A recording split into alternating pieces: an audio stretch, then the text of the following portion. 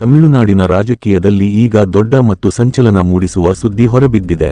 ಸಿನಿಮಾದ ಬೆಳ್ಳಿಪರದೆಯನ್ನು ಆಳಿದ ನಂತರ ರಾಜಕೀಯ ರಂಗಕ್ಕೆ ಉಧುಮುಕಿರುವ ಥಳಪತಿ ವಿಜಯ್ ಅವರ ಸರ್ಕಾರ ರಾಜ್ಯದ ಶಾಸಕರಿಗೆ ಎಂಎಲ್ಎ ಬಿಗ್ ಆಫರ್ ಒಂದನ್ನು ಘೋಷಣೆ ಮಾಡಿದ್ದು, ಇದು ರಾಜ್ಯದ ರಾಜಕೀಯ ವಲಯದಲ್ಲಿ ತೀವ್ರ ಚರ್ಚೆಗೆ ಗ್ರಾಸವಾಗಿದೆ.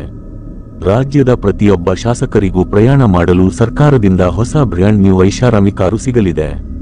ಹೌದು, ಯಾರೂ ಸಹ ಊಹಿಸದಂತಹ ಕೊಡುಗೆಯನ್ನು ನೀಡಲಾಗಿದೆ. ಆದರೆ ಇದು ಯಾವ ಶಾಸಕರಿಗೆ ಸಿಗಲಿದೆ ಮತ್ತು ಈ ಘೋಷಣೆ ಏಕೆ ಆಯಿತು? ಇಲ್ಲಿದೆ ವಿವರ. ರಾಜಕೀಯದಲ್ಲಿ ನಾಯಕರ ಭತ್ಯೆಗಳು ಮತ್ತು ಸರ್ಕಾರಿ ಸೌಲಭ್ಯಗಳ ಬಗ್ಗೆ ಆಗಾಗ ಚರ್ಚೆಗಳು ನಡೆಯುತ್ತಿರುತ್ತವೆ. ಆದರೆ ತಮಿಳುನಾಡು ವಿಧಾನಸಭೆಯಿಂದ ಬಂದಿರುವ ಈ ಸುದ್ದಿ ಎಲ್ಲರನ್ನೂ ಅಚ್ಚರಿಗೊಳಿಸಿದೆ. ಶಾಸಕರ ಪ್ರಯಾಣವನ್ನು ಸುಲಭಗೊಳಿಸುವ ನೆಪದಲ್ಲಿ ಸರ್ಕಾರಿ ಬೊಕ್ಕಸದ ಬಾಗಿಲನ್ನು ತೆರೆಯಲಾಗಿದೆ. ತಮಿಳುನಾಡು ವಿಧಾನಸಭೆಯ ಪ್ರಸ್ತುತ ಅಧಿವೇಶನದ ಸಮಯದಲ್ಲಿ ನಿಯಮ 110ರ ಅಡಿಯಲ್ಲಿ ಮಾತನಾಡುತ್ತಾ ಈ ವಿಷಯವನ್ನು ಪ್ರಕಟಿಸಲಾಗಿದೆ.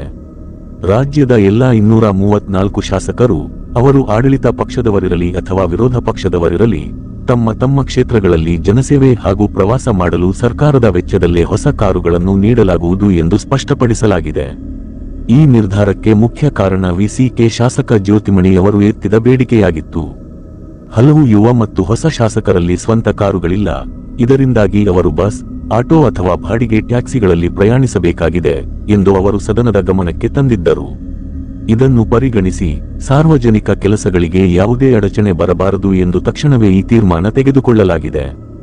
ಆದರೆ ಈ ಕೊಡುಗೆ ಬರೀ ಕಾರು ನೀಡುವುದಕ್ಕೆ ಮಾತ್ರ ಸೀಮಿತವಾಗಿಲ್ಲ. 234 ಶಾಸಕರಿಗೆ ಹೊಸ ಕಾರುಗಳ ಜೊತೆಗೆ ಇಂಧನ, ನಿರ್ವಹಣೆ ಮತ್ತು ಚಾಲಕನ ಸಂಬಳಕ್ಕೆ ತಿಂಗಳಿಗೆ 75,000 ರೂಪಾಯಿ ಕಾರು ಭತ್ಯೆ, ಕಾರ್ ಅಲೌನ್ಸ್, ಆಫೀಸ್ ಕೆಲಸ ಮತ್ತು ಸಾರ್ವಜನಿಕರ ಅರ್ಜಿ ನಿರ್ವಹಣೆಗೆ ಪಿಎ ಇಟ್ಟುಕೊಳ್ಳಲು ತಿಂಗಳಿಗೆ 25,000 ರೂಪಾಯಿ ಪ್ರತ್ಯೇಕ ಭತ್ಯೆ.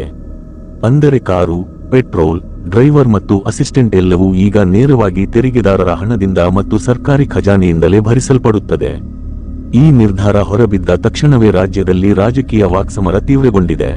ಒಂದು ಕಡೆ ಶಾಸಕರು ಇದನ್ನು ಜನಪ್ರತಿನಿಧಿಗಳ ಅನುಕೂಲಕ್ಕಾಗಿ ಕೈಗೊಂಡ ಅಗತ್ಯ ಕ್ರಮ ಎಂದು ಸಮರ್ಥಿಸಿಕೊಳ್ಳುತ್ತಿದ್ದರೆ, ಇನ್ನೊಂದೆಡೆ ವಿಮರ್ಶಕರು ಮತ್ತು ಸಾರ್ವಜನಿಕರು ಇದನ್ನು ಜನಸಾಮಾನ್ಯರ ತೆರಿಗೆ ಹಣದ ಅನಗತ್ಯ ಪೋಲು ಎಂದು ಕರೆಯುತ್ತಿದ್ದಾರೆ.